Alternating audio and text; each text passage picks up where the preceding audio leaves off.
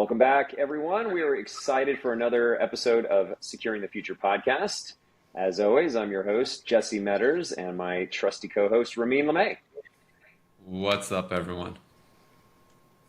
And today we are pleasured to have Tony Turner as one of our guests on the podcast. Tony, welcome, man. Thanks for joining us. Thanks for having me, Jesse and Ramin. Glad to be here. Yeah, absolutely. Well, we're going to dive into the topic of operational technology and IT security and kind of the merge of those two areas and really defining the domain a little bit more, looking into things like secure by design. Tony has a really incredible background in this area, kind of a security generalist, 25 plus years of cybersecurity experience, about 15 of those in IT security, has had his share of incidents that he's responded to in the past. But the last 10 years has been really heavily focused on servicing kind of the industrial control systems, manufacturing, critical infrastructure type customers. He currently runs a company called OpsRight and has a proprietary software he's helped to build that really provides better visibility. And I'll have you kind of talk more about that maybe towards the end, probably not doing a good justice of what you guys do with the software. But yeah, no, we're really excited because Tony and I kind of met a while back. He actually founded B-Sides Orlando. Got my shirt on today, so representing. I really enjoy B-Sides, and they do a phenomenal job here in Orlando. And Tony's a local, probably one of our few guests that's local to where I am here in Orlando, Florida. So Tony, I guess I'll kick it off. We'd like to jump right into our topics here and define maybe understanding OT and the difference between kind of IT security and operational. So can you explain the key differences and why securing OT is becoming so increasingly important and also kind of a blind spot a lot of times for many security leaders? Yeah, sure thing, Jesse. So OT and IT, I think the differences are starting to kind of, we're starting to see this kind of merge over time, but OT is really about controlling physical processes, physical systems, physical outcomes. You think of things like water pumps and filtration and door locks and like think about like a prison, like the computerized system that like opens all the prison doors in the movies where like somebody controls the prison doors and like all the prisoners escape, right? Like that's an OT system that controls that, right? HVAC systems, building management systems, electric power, dams, like all of this is OT that controls all that. And obviously a lot of your manufacturing processes. I think most of us are pretty familiar with IT in general, so I won't try to define what IT is, but you know, all those computers that make our lives work, right? The big differences, I will say, number one comes down into the form of consequences, right? When an IT system fails, it's not a great day. Maybe we lose some money, but people generally aren't dying. When an OT system fails, depending on the mission, the purpose of that OT system, we can have catastrophic outcomes for the downstream services and processes that rely on that OT system to function. For instance, if a water filtration system fails, or perhaps maybe the chemical mixture is wrong and water supplies get poisoned, the entire community can get poisoned, sick, and perhaps even suffer fatalities, right? Like, you're not typically going to see that from an IT controlled system, right? So like that's the number one thing that kind of jumps out at me as like a huge difference between IT and OT is the consequences, which also speaks to the criticality of these systems and why they're so important. But I will say that traditionally, OT has been much more proprietary in nature.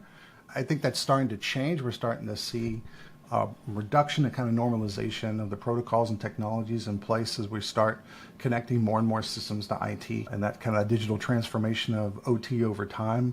Some of these proprietary things are going away. But if you look back at like systems that were designed 20 or 30 years ago, many of which are still running today, which is another big issue, is like just the legacy footprint of OT. Many of those systems were built, custom engineered to work in this specific facility for these specific processes, these specific functions that they're trying to execute on, right? But again, that legacy footprint, right, means that our opportunities to secure that environment, you mentioned secure by design, the rabbit's kind of out of the hat on a lot of these systems. And we have limited opportunities to introduce security in meaningful ways for what they call brownfield environments, right? And Tony, one of the key differences between IT and OT are usually OT devices are on like a closed circuit, right? So they're not usually on the internet directly, right? They may be Correct. indirectly and as part of like someone's network. But then that's where IoT comes in as well, right? As you get some more new modern devices that you're actually putting directly on the internet, that could potentially be some kind of instrument or some kind of physical action that they're doing as well, right? How does IoT fit into the world that you see out there? So I see IoT and really industrial IoT kind of sitting kind of in the middle, kind of at the perimeter of where OT and IT tend to converge. So even if it's not on the internet, we see some of these systems internally interfacing with the IT environments. But definitely for like when we have like field devices or things that are deployed into the cloud, a lot of times are using IoT devices for that cloud exposure. I will say that a lot of what you see, like we're starting to see this push to like cloud specifically, right? Like putting more of this infrastructure, more of these environments in the cloud, which causes a lot of concern for a lot of people. But one of the things that we need to remember here is like, for instance, if you think of the terms for instance, like SCADA, the supervisory control data acquisition. There's a data acquisition and monitoring piece of that, and then there's a control piece of that. It doesn't mean that we're going to put control in the cloud, right? But maybe we're going to put Mm, monitoring functions in the cloud, right? There's a lot. yeah. Granted, we may reveal some information that maybe we really shouldn't, but if we limit an adversary's ability to influence and use that information in meaningful ways, the risk is not as great as if we, offer someone the ability to change the chemical mixture in a water plant and put that on the internet and just let people have unauthenticated access to that. That would be really bad. But providing information about pH levels and chemical levels and things like that, still not great, but not as catastrophic, right? So Right. we start to see some of that as well. To your point, IoT, there's a lot of new, especially as technology converges or evolves, right? We're seeing a lot more sensors and Hmm. kind of like collecting of data show up in IoT world. To your point, the risk of these devices being hacked individually, there's less, right? So at least from the use cases we know today, but in the future, imagine cars, right? I don't know if cars you would consider IoT or OT, depending on who the manufacturer is and what they're creating, but those things can have real impact, right? If you start changing some of those inputs, right? And then it'll change the behavior of the car, right? For Yeah, example, and yeah, yeah, absolutely. And automotive is really kind of an interesting industry to speak to, just because they're like culturally speaking, safety has become really kind of core for automotive, and it really is core to OT. And like when we talk about the difference between IT and OT, one of the things that I always like to talk about, especially in security terms, like IT security people are focused. Number one, yes, we have a confidentiality, integrity, and availability triad, right, in IT security. But let's be honest, most of the time we're really laser focused on confidentiality, securing data, right, encrypting data, making sure that we have good access controls in place. And yes, integrity is important. And yes, availability is very important. As we just saw with the CrowdStrike incident, availability is super important, right? Super important. Oh yeah. But Oh yeah. by and large, if you look at most security controls, and where most CISOs are getting really upset about things, it's largely focused on we have to secure our data, right? That's where the compliance regimes are kind of pushing us. The reality is, if you look in the OT space, confidentiality is the least important of those things. It may be the most important on the IT side. It's the least Mm, important on the OT side. We need to have good operational security. I got a good OPSEC. And this is one of the reasons why we're starting to see more threats impacting and more targeting of OT, because OPSEC is getting worse. And what I mean by that is, as we move away from proprietary technologies to more standardized protocols, there's globally a better understanding of how all these OT systems work. And so with the mm, advent of whether it's a Metasploit module or exploit code or just better understanding of OT, it the attack surface is getting bigger because we're connecting to IT, and the ability to influence that attack surface is growing as well because we have better understanding of these technologies, as well as more tooling and everything that affords us these abilities to go after this. But when we think about what is most important to OT, availability is number one, and they don't even think in terms of the CIA triad. Like most of the time, you may have some people that will reverse the letters and they'll say OT is AIC versus CIA because it's availability, then integrity, then confidentiality and order. But a lot of folks have adopted like different models of looking at this. For instance, I hear things like safety and reliability and productivity. These are the things, it's more an operationally driven mindset in the OT space as opposed to IT. Less focus on data security and these kinds of things. On the OT side, it's all about what do we do? What is our critical function? What is our mission, right? That cannot fail, and no one has to get hurt. No one gets hurt, right? Like life safety is number one. Like they actually, in most critical infrastructure organizations, they start every meeting with like a 5-minute safety moment at like the start of every meeting. Like it doesn't matter if it's related to anything related to technology or anything. Like we could be having an accounting meeting and they start the first 5 minutes of the meeting with a safety minute. It's that endemic to their culture, and it plays out throughout like the OT organization as well. And to your point, automotive is a really great example of that. If you look at like a lot of the compliance requirements that are coming down, if you look at like ISO 21434 and some of the other cybersecurity controls that are coming into automotive, most of them, and you see this in healthcare too, most of those are predicated upon life safety. That's what's driving, that requirement is what's driving those cybersecurity controls. Well, it poses an interesting question then to me. How is IT maybe almost becoming like a threat vector to operational technology, right? Because more OT is now integrated into IT, and as you just mentioned, there's definitely a thought process that's very different in the way that IT security and the way that OT sees security. So how are you seeing that like maybe friction of the convergence happening, and what's maybe the future solutions to kind of build better convergence safely? Yeah, so and this is a very complex topic, and there's a lot of people that are kind of, well, a lot of us are living this day in and day out. And the reality is getting better cooperation between IT and OT is the path forward. But the reality is IT is a threat, and it's probably the most credible threat to OT environments.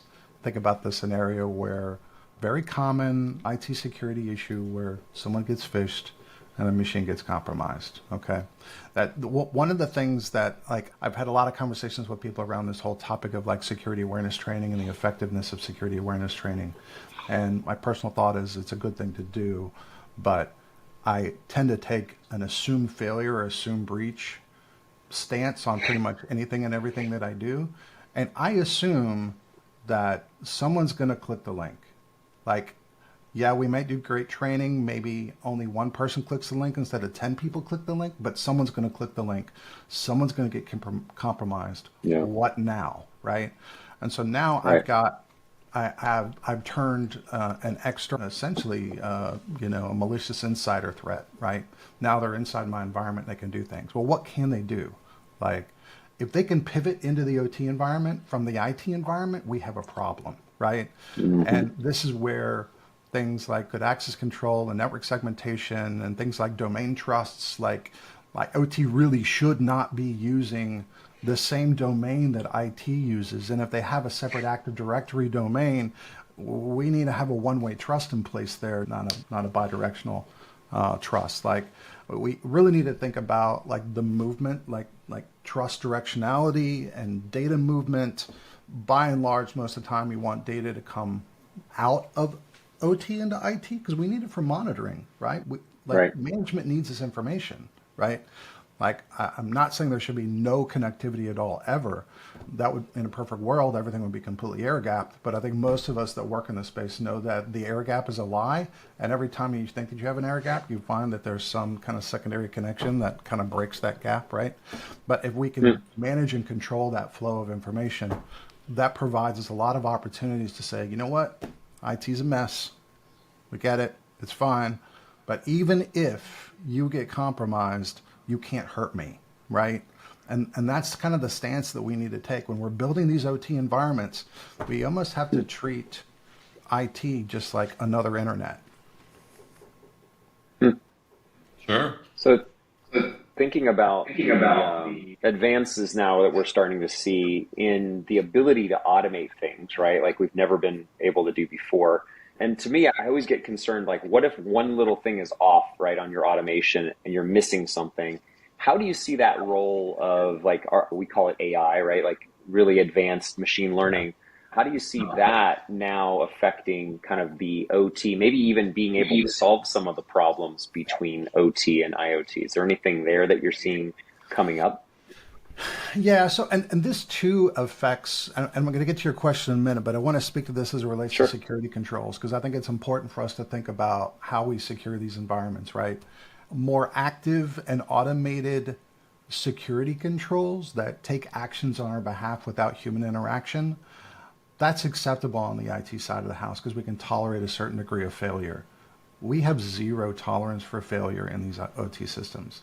That's why you Mm. typically will not see like an intrusion prevention system. Like people don't deploy IPSs in these environments because if the IPS gets something wrong, the signature's wrong, we make a wrong action and then we cause a problem and we do not have the time to recover from that failure and we can have catastrophic cascading failures on the OT side and physical impacts from just a security control that didn't do what it was supposed to do.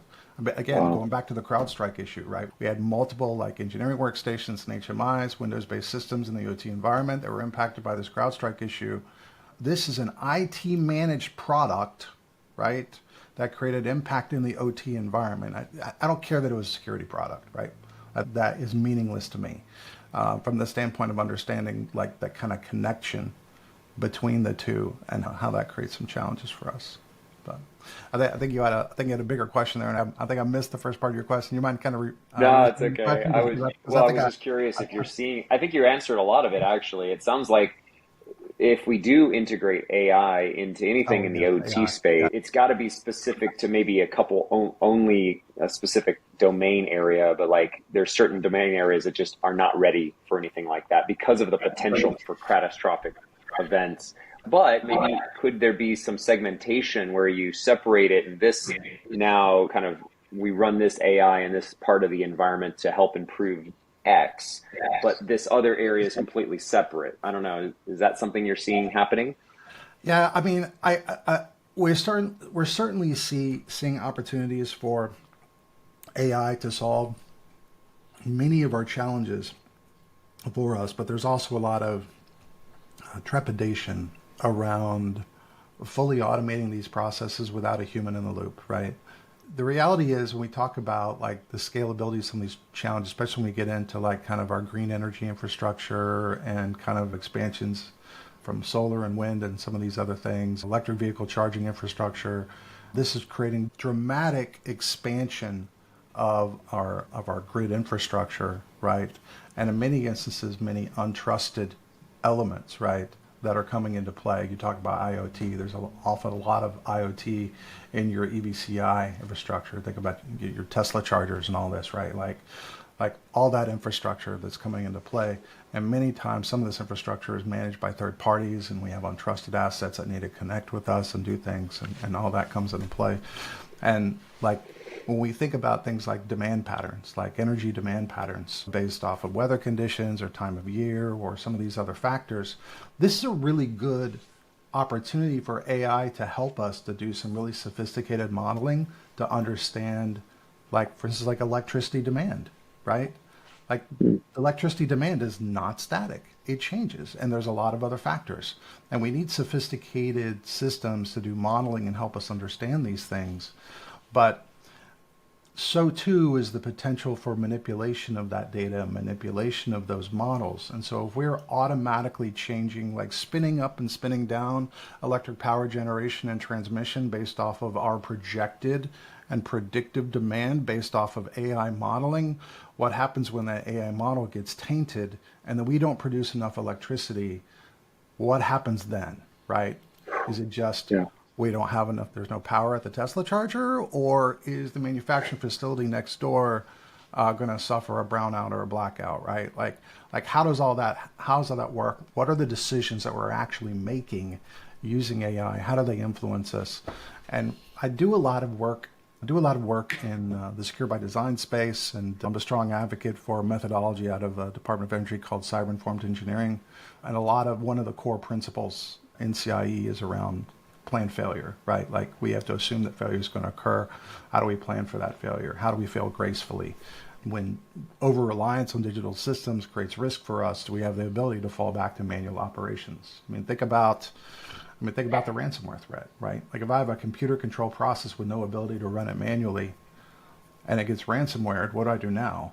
Like what happens if the boiler is about to explode and the computer program that cuts the fuel to the operation that's causing heat or causing a problem in the boiler is completely computer controlled, and that computer program is now completely nullified by like a ransomware or malware threat? Like what do you do then? If I don't have like some sort of e-stop switch on the wall that a human can go hit the switch and say, whoa, process got to stop. We got to stop this or we're going to have a catastrophe, right? We have to build in these mechanisms. And AI doesn't account for those things, right? Like the thing that I have seen with kind of the expansion of AI, and AI is not necessarily a new thing, but our usage of AI is a new thing. And certainly kind of the global adoption and the ease of which this is happening. My own experience with AI is it's really great for large scale, low confidence tasks, right? And even like I'm sure some of the creatives out there would argue that it's completely destroying their world with like AI generated art and things like that. But the reality is when we think about like the really important critical functions, the things that cannot fail, I don't think we really want an AI with a confidence level that may be less than 99 to 100%, making those decisions autonomously for us. That's a recipe for disaster. And even to your point, like some of the challenges that go beyond just that is once you connect these capabilities to your network, right, your attack surface increases. And not always is that risk understood. Is that risk calculated? Is it measured? There's mitigating controls. It's tested, right? You were kind of talking about testing. And that's something that I'm starting to see more be picked up by companies that are not necessarily in the industrial space, but they have OT or IoT capabilities, and they're starting to become more aware of the risks these devices pose to them. And I'm seeing that through the lens of IT, right? So you've got these IT programs with these security leaders that are now saying, all right, what else is on our network, right? What should be segmented, right? When they see, I can't tell you how many times I see Windows like XP still out there tied to some OT device. And to a security professional, the first response is, all right, remove internet access, segment this thing away, right? But you have to go beyond that, right? You have to look at what's the long-term roadmap of that device. Is anyone going to ever update that code, right? Is there new code that could be used to do that same function that could be supported? And I think those are some of the challenges that I see. You don't have like a universal like coding language, right? So who knows how each of these different types of devices are coded? What protocols are used? What you already brought up, encryption or other type of services that can make sure the confidentiality and integrity of that data is being protected, right? And then on top of that, to your point, we're converging by combining these things onto IT networks. So I don't think the risk is necessarily new. I think it's just converging as more things are internet accessible. And we're seeing these now and learning these now after attacks happen. And there's examples now to replicate. But one thing that I definitely wanted to ask you is, where do you see this going from a framework perspective, right? Do you ever see in the future a framework for like OT or IoT or even a combination with IT to not only create these types of devices and have a certain secure by design and certain standards in terms of process and testing and all that, but then even frameworks that can support them in operation? Yeah, I think that you're touching on one of the biggest challenges in the space right now, and that is around the harmonization of control frameworks, right? We have so much guidance out there, and most of it is either industry specific or technology specific, and it's kind of all over the place. And especially when you look at all, and don't get me wrong, there's a lot of really great work coming out of NIST and CISA and these other government organizations, but even though we're getting really good guidance out of them, it doesn't always align, and the volume of content that's coming out is so fast and furious that asset owners are drowning in all this guidance that's coming at them, and they don't even know what to do with it all. It's really frustrating for most people that are trying to figure out, like, okay, great, you produced 100 documents in the last year. Which one is the most important for me to look at? I don't spend all day like reading white papers and control frameworks. Like, I have a job to do, right? Like, and especially when you look at like the small to medium size operators, right? Some of them don't even have dedicated cybersecurity teams. Like, who is going to process all this information and do anything with it? Just give me the simple. Just give me the basics of what I need to do. Now, this is why I like things like the CISA's cybersecurity performance goals, or the cross-sector cybersecurity performance goals. It's not an exhaustive framework, but it's a simplified approach to saying, like, let's just go from 0 to 1. We're not going like from 0 to 60 here. We're just going from 0 to 1. We're just trying to get something in place, a foundational, what industry pundits like Dale Peterson refers to as the floor. It's the security floor. Like, what is the absolute baseline that everyone needs to be at? I think it's 38 controls or so. It's not super exhaustive, but it calls for things like multi-factor authentication. We're supposed to have that, and validation that security vulnerabilities are being resolved, and that we have a responsible entity for security and things like this. Very foundational things. This is absolutely where we need to get to. But we look at like what came out in the National Cybersecurity Strategy this year. One of the key goals, at least within the U.S. federal government, is harmonization of all these controls. It's well understood that there's too much just nonsense out there that is really hard for people to wrap their brains around. I think where people have very well understood industry specific frameworks, like for instance, electric power. I do a lot of work in electric power. NERC is the prevailing compliance regulatory framework with extreme financial penalties for failure. And quite frankly, a lot of electric power organizations are building their cybersecurity programs completely around this framework. And then everything else is just kind of like nice to haves, right? People are kind of on both sides of that, whether that's a good approach or a not good approach. And I won't get into the whole topic of whether compliance is good, evil, or indifferent. But if you work in electric power, you know what NERC is. It's well understood. This is what it is. This is what we need to do. There's not a lot of ambiguity there. You don't get that as much in other industries that don't have such a harsh regime of regulatory frameworks. I could choose. Do I do ISO? Do I do NIST? Do I do this other thing? Do I create my own thing? If I create my own thing, what am I pulling from? Am I pulling from like the Australian controls, or am I pulling from CIS, or am I pulling from DISA-STIGs or whatever, right? Like, all this stuff can come into play, and it can be a really hard problem to wrap our brains around. But I firmly believe that we are going to arrive at something. Whether it actually scratches the itch or not, I'm not necessarily convinced of yet, but I think we will get at something that kind of aggregates some of this guidance in meaningful ways. Again, because that was one of the key strategies one of the key initiatives for the National Cybersecurity Strategy. But I think it's too early to see where that's going to go. And again, this is a U.S.-centric thing. And quite frankly, we are in a global economy. A lot of, especially when you look at a lot of the OT vendors, a lot of the big OT vendors are not U.S.-based, right? Like Schneider Electric, that's not a U.S. company, right? They sell into the U.S., they sell into Europe. And I think we also have to look at things like the Cyber Resilience Act. CRA is going to drive a lot of changes, especially when we talk about manufacturing and any kind of manufacturing products that are then sold into the EU, which is a lot, right? I think that's going to drive a lot of change in our industry too. Well, we're getting to the end of our time, Tony. I want to definitely hear, just lastly, how you're making a contribution to this industry with OpsRight. And I know you provide a variety of services, but maybe just quickly, if you can highlight kind of the software that you've built and how that applies to maybe small to medium-sized companies and how they can utilize that and get in touch with you. Yeah, absolutely. Thanks for that, Jesse. So we started the company a couple of years ago as a means to productize the consequence-driven, cyber-informed engineering methodology out of Idaho National Labs, which is one of the labs under one of the research and development laboratories under Department of Energy.